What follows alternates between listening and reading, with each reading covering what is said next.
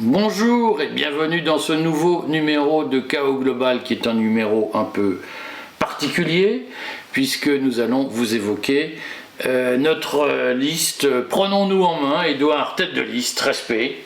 Je suis personnellement 5e de liste, le 3e de liste est Michel Goldstein et surtout je voudrais parler au moins de la 2e de liste, Aude Castel, que vous découvrirez sur les clips, qui est parfaite. Elle est parfaite, vous allez voir, en plus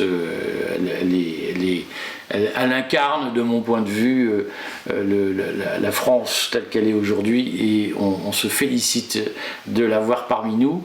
Elle habite à Avignon, donc on ne peut pas la faire venir en permanence, mais elle est parfaite. C'est l'occasion, puisque vous savez qu'on a une actualité internationale très chargée, avec notamment la mort du président iranien qui succède à un attentat contre le président slovaque Fico, Premier ministre slovaque Fico, et donc nous sommes dans une série d'actualités où on voit bien que les figures de la contestation, enfin les figures anti-otaniennes, on va dire ça comme ça pour aller vite, sont physiquement menacées. On le signale.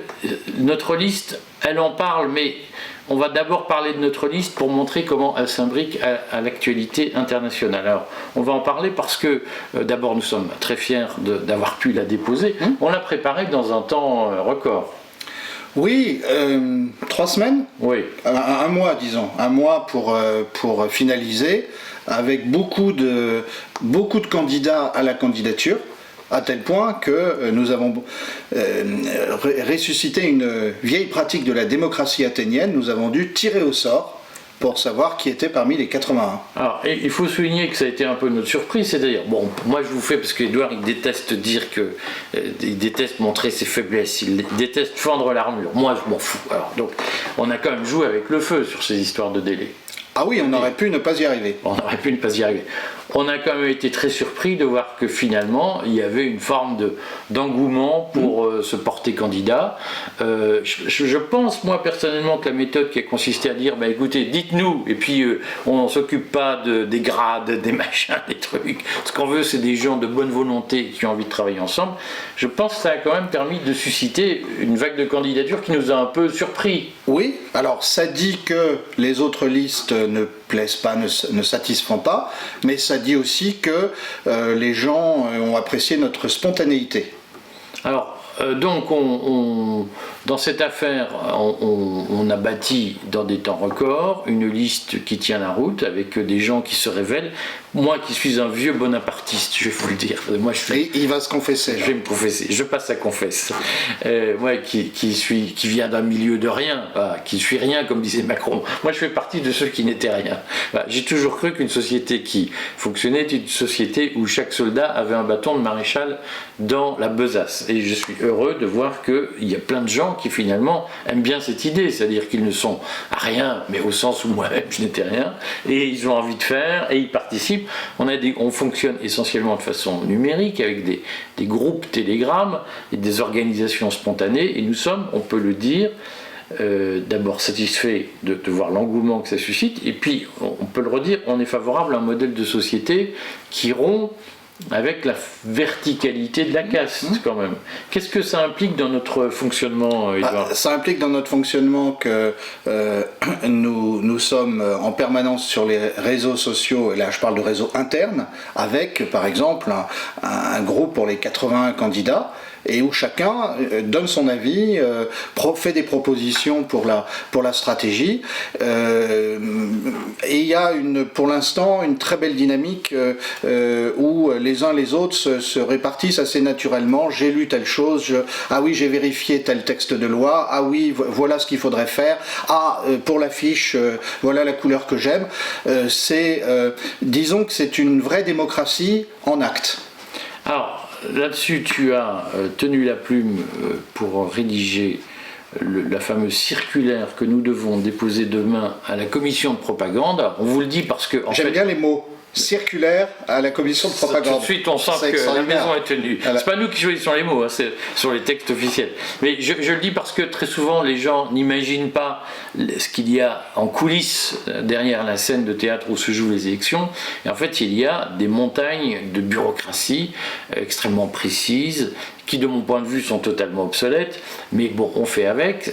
Et donc, on doit présenter demain à la fameuse commission de propagande, qui est une commission officielle préfectorale chargée de valider la conformité de ce que vous allez envoyer, de ce que vous allez recevoir par la poste, des professions de foi, chargée de vérifier la conformité de ces professions de foi à un certain nombre de textes légaux, réglementaires, qui sont de mon point de vue très ambigus. Par exemple, on n'a pas le droit d'utiliser la couleur bleu, blanc, rouge dans les professions de foi, sauf à certaines conditions, mais très particulières.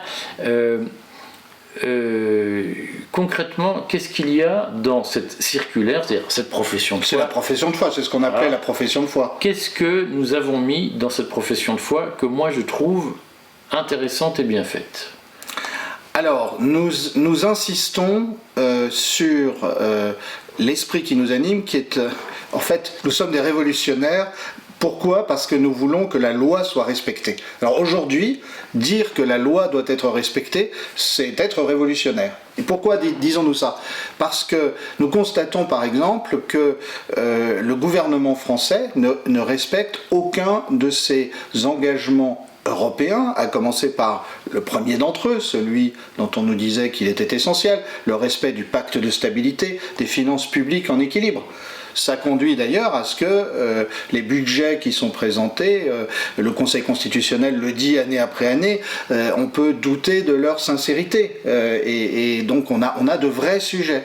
Et en fait, l'esprit qui nous anime, c'est celui-là, c'est de dire, mais et si on respectait la République, et si on respectait la loi, et si la France respectait la parole de la signature des traités? Alors, parce que je traduis, alors, je fais cette incise, comme on dit dans la discussion, parce qu'en même temps que nous déposons demain devant la commission de propagande pour validation notre, je ne sais pas combien de pages, 4 pages ou 2 pages, j'en sais rien, de profession de foi, on doit faire une fameuse profession de foi, alors j'ai encore oublié, Falk. Oui, c'est ça, en langage compréhensible par tous. Voilà. Alors donc il faut que vous compreniez qu'on vous dit que ce sont des élections démocratiques, mais on nous demande quand même de faire deux professions de foi. Une pour ceux qui savent lire et écrire, et une pour les débiles. Voilà. C'est une idée qui remonte à Laurent Fabius. Hein. Il faut se rappeler que dans les années 80, Fabius croyait que pour être compris, il fallait qu'il n'utilise pas plus de 1000 mots. Et je pense que c'est le même esprit qui préside à ça. Donc la caste a tellement acté le fait que vous étiez des débiles, qu'on doit faire une profession de foi pour débiles, c'est-à-dire avec les phrases les plus simples possibles, qui appellent à la moindre réflexion possible, et des pictogrammes, c'est-à-dire des images, pour que tout le monde comprenne. Donc on fait avec, et quand même, dans cette affaire, Édouard, dans la profession de foi que nous diffusons, quelles sont, au fond, les 3 valeurs qui ressortent ou qu'on a envie de faire ressortir pour que les gens comprennent notre démarche au-delà du fait que nous fonctionnons de façon horizontale et en opposition au fonctionnement très du haut en bas de la caste? D'abord, la valeur cardinale, c'est l'indépendance française qui doit être préservée. Nous ne voulons pas que le droit de veto disparaisse des votes du Conseil européen. Le gouvernement français doit pouvoir s'opposer à l'adhésion d'un État membre. Il doit pouvoir s'opposer à une position diplomatique ou militaire qui ne va pas dans le sens des intérêts français. Deuxième point extrêmement important, nous réclamons le fait que le gouvernement, qu'il n'y ait pas de tabou en Europe, les politiques européennes, elles sont définies à un moment donné. Mais est-ce que Schengen est encore d'actualité dans sa forme actuelle? Est-ce que la politique agricole commune est encore d'actualité dans sa forme actuelle? Est-ce que les tarifs de l'électricité qui se font au détriment de notre énergie nucléaire bon marché, c'est encore d'actualité? Et ça, nous voulons que le gouvernement français ait le courage de négocier, renégocier s'il le faut. La troisième valeur importante à quoi nous tenons, c'est le fait que pour être crédible, le gouvernement français doit lui-même être exemplaire. Et donc nous réclamons le retour à un équilibre budgétaire sans lequel jamais la France ne pourra faire ce que De Gaulle avait fait. Il faut se rappeler 58, 59, le plan Rueff-Pinef, la France remet ses affaires en ordre et puis après elle dit à la communauté européenne nous voulons ceci, nous voulons cela. Et là, il faut y arriver. Pour que la France soit crédible, il faut qu'elle soit elle-même exemplaire. Donc j'en reviens à mon raisonnement initial. Parce que tu as parlé du pacte de stabilité, et tu as parlé du sérieux budgétaire.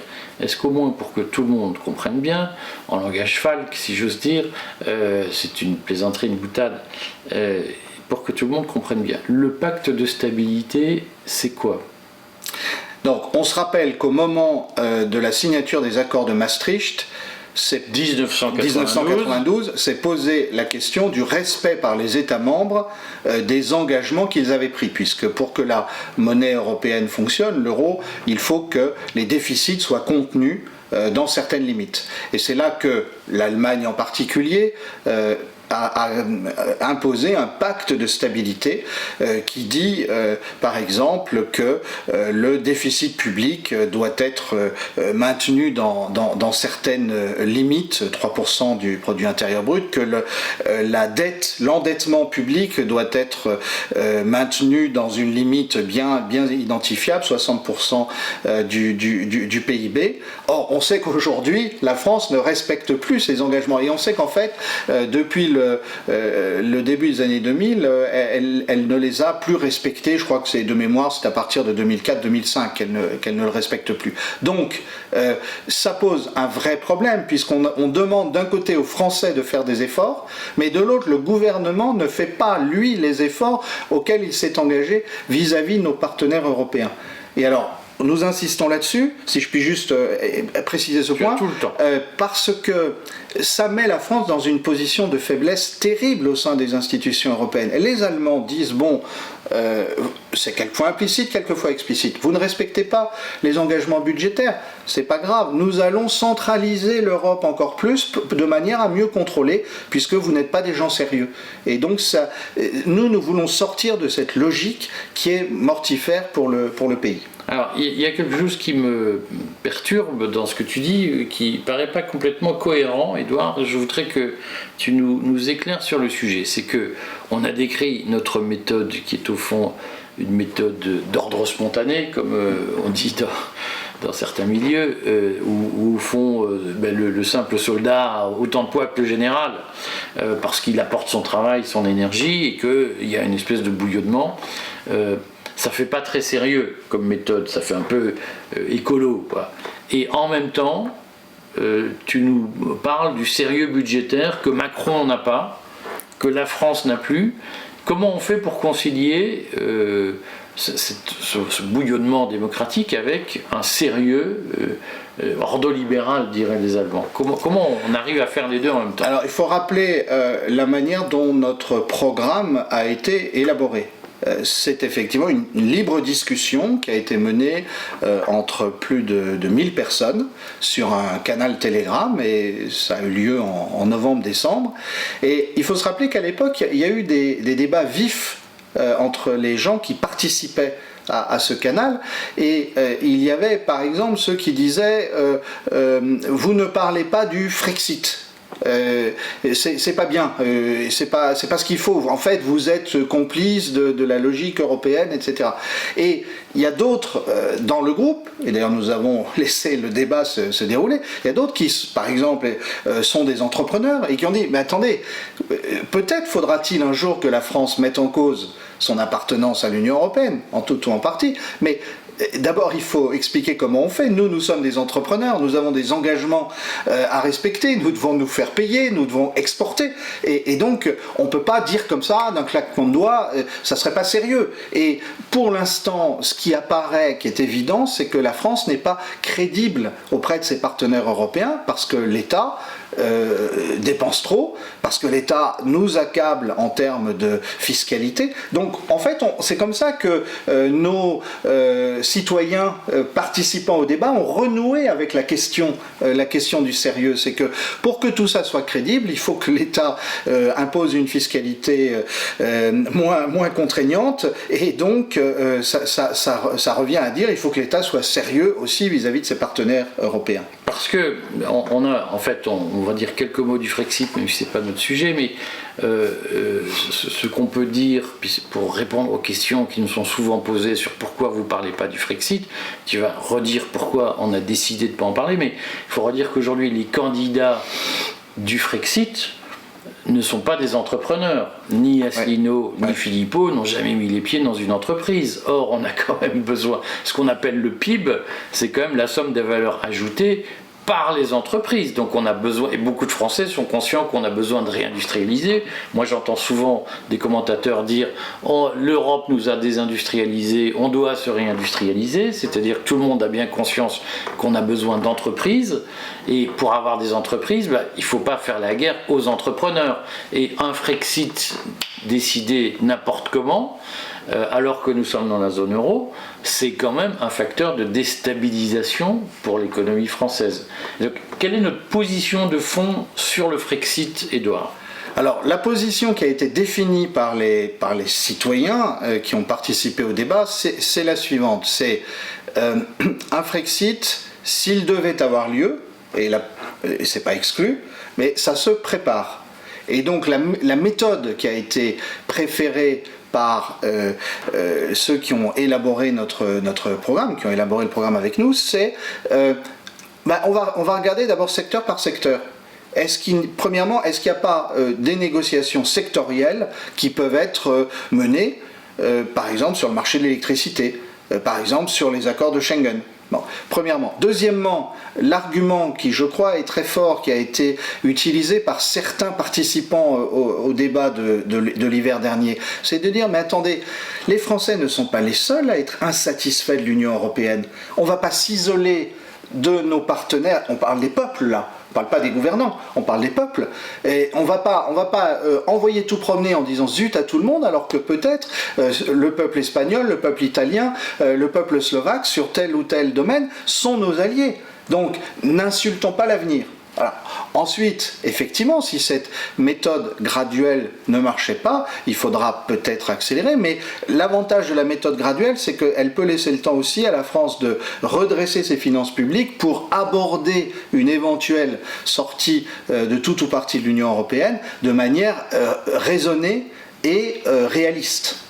Alors, là-dessus, on attend la circulaire dite nuançage du ministère de l'Intérieur qui va nous classer à gauche, au centre, à droite, à l'extrême droite.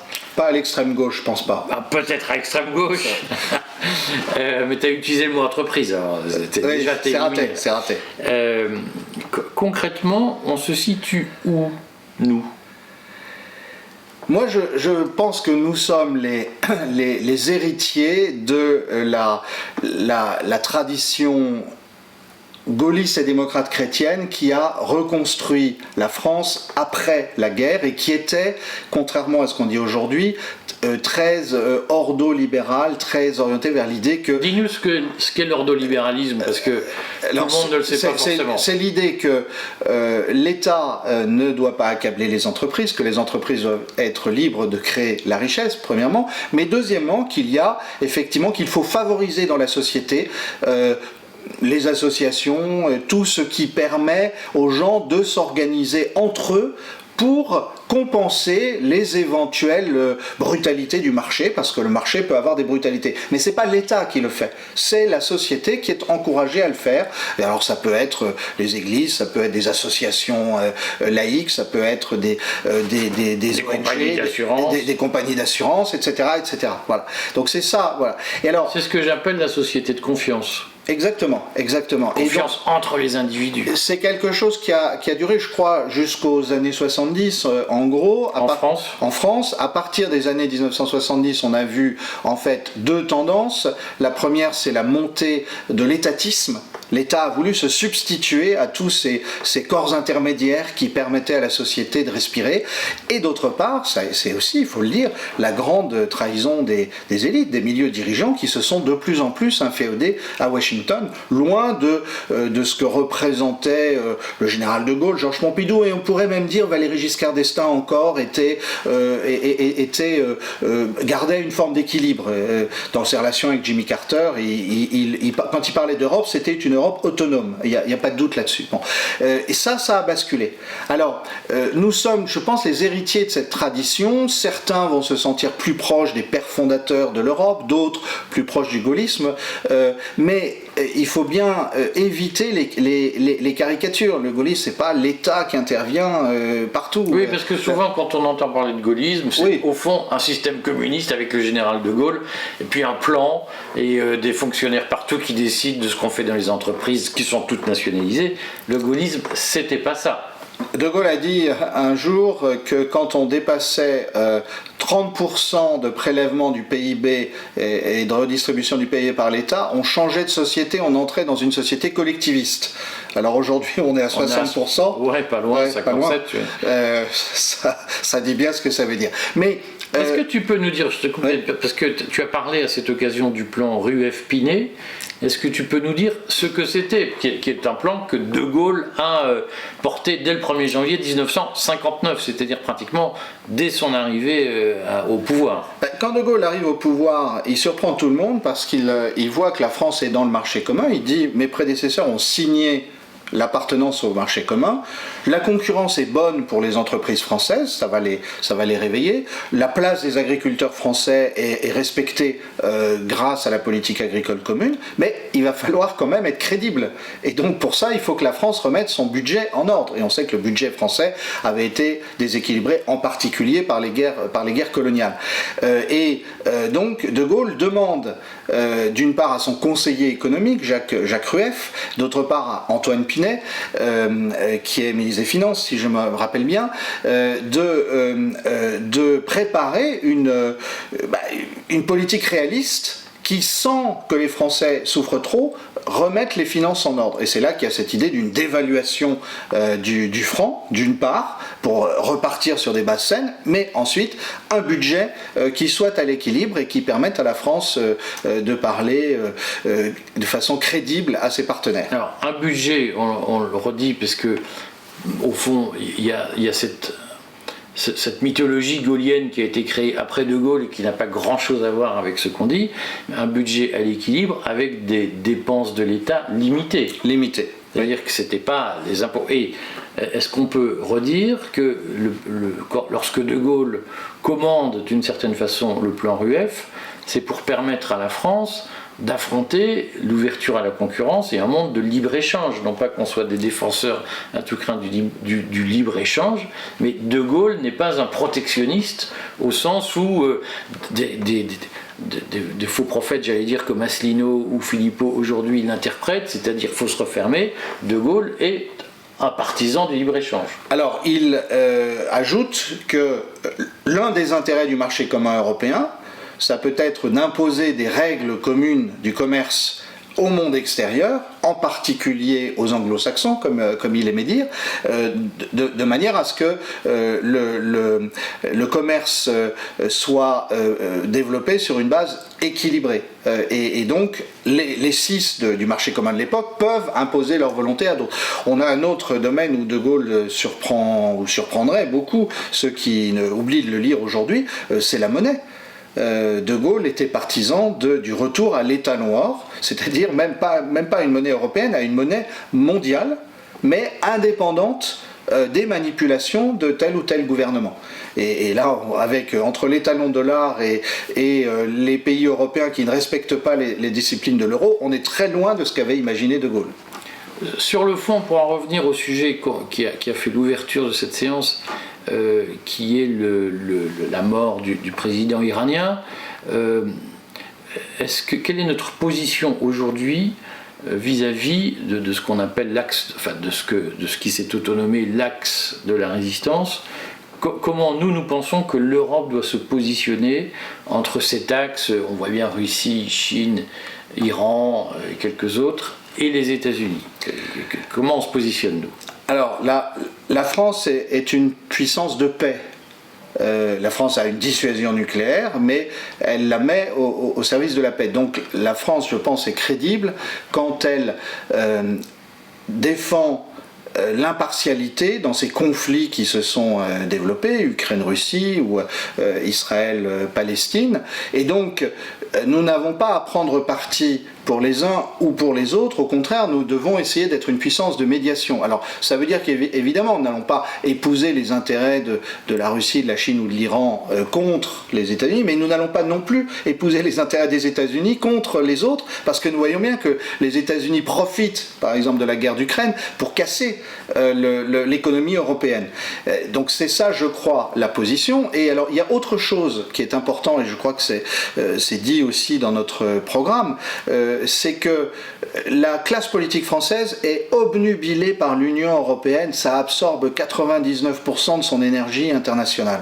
Or, la France a des départements et territoires d'outre-mer, la Calédonie d'ailleurs, la Nouvelle-Calédonie est au cœur de l'actualité, c'est le retour du refoulé, si j'ose dire, c'est ce qui n'est plus pris au sérieux par nos gouvernants, et pour nous, aujourd'hui, c'est un atout extraordinaire d'être présent sur tous les océans. Là encore, non pas pour dire on va adhérer aux BRICS parce que c'est bien les BRICS contre l'ordre occidental, mais plutôt, oui, peut-être qu'un jour la France voudra peser, sera au moins observateur aux BRICS, mais c'est surtout que la France, elle est présente dans l'océan Pacifique, elle est présente dans l'océan Atlantique, elle est présente au sud-est de l'Afrique. Nous sommes une puissance ouverte à l'universel. Et je crois qu'aussi, ce qui nous différencie d'autres listes qui sont très frileuses, repliées sur elles-mêmes, que ce soit les listes qualifiées d'extrême droite ou Renaissance, parce que c'est la même chose, ils ne voient que la forteresse Europe, ils ont peur du reste du monde. Je pense que ce qu'incarne notre liste, c'est que nous sommes ouverts au grand large, tout en préservant nos intérêts en Europe.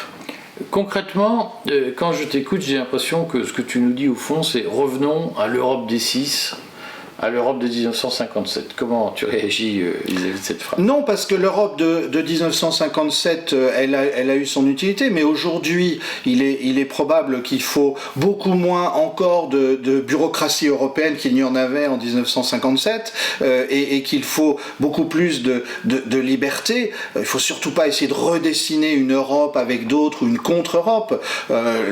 Défaisons ce qui est devenu inutile, gardons de bons liens avec tous nos partenaires, et pour le reste, misons sur cette démocratie horizontale, sur les réseaux sociaux, sur la libre initiative des entrepreneurs. Non, il faut inventer l'Europe de 2030, c'est ça que nous, je crois, nous poursuivons. Alors, dans tous les cas, donc on appelle tout le monde à lire le programme qu'on mettra dans le courrier des stratèges en dessous de cette vidéo, reportez-vous-y. Dans tous les cas, qu'est-ce qu'on propose, nous, quelle que soit la configuration, tout ça est écrit dans le programme, qu'est-ce qu'on propose sur la bureaucratie européenne que tu viens d'évoquer? Alors, ce que nous proposons, c'est la diminution de 10% par an des effectifs des fonctionnaires européens, toutes les instances, la Commission et les autres instances, donc 10% par an pendant 5 ans. Sur le temps de la mandature au Parlement européen, ça ferait diminuer de moitié la bureaucratie européenne. Ça serait une bonne chose. Nous ajoutons que ça ne doit pas dispenser la France d'effectuer le même travail pour elle-même, faire diminuer, peut-être selon des rythmes plus lents, il ne faut pas brusquer le peuple français, mais faire diminuer aussi le nombre de fonctionnaires français qui est trop élevé. L'Europe, dernière question pour que tout le monde comprenne bien. L'Europe aide l'Ukraine, nous l'aidons nous-mêmes, on met 3 milliards au terme d'un accord qui n'a pas été publié au journal officiel. Qu'est-ce que nous proposons sur ces dépenses extravagantes qui ne sont pas consenties par les citoyens? Je crois qu'il y a des questions à se poser.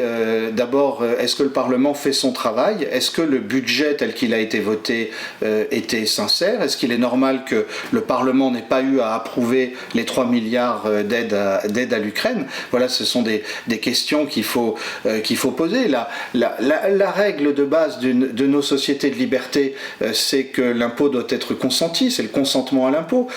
Donc, à partir du moment où l'État a des dépenses qui ne sont pas votées par le Parlement, ça pose un problème.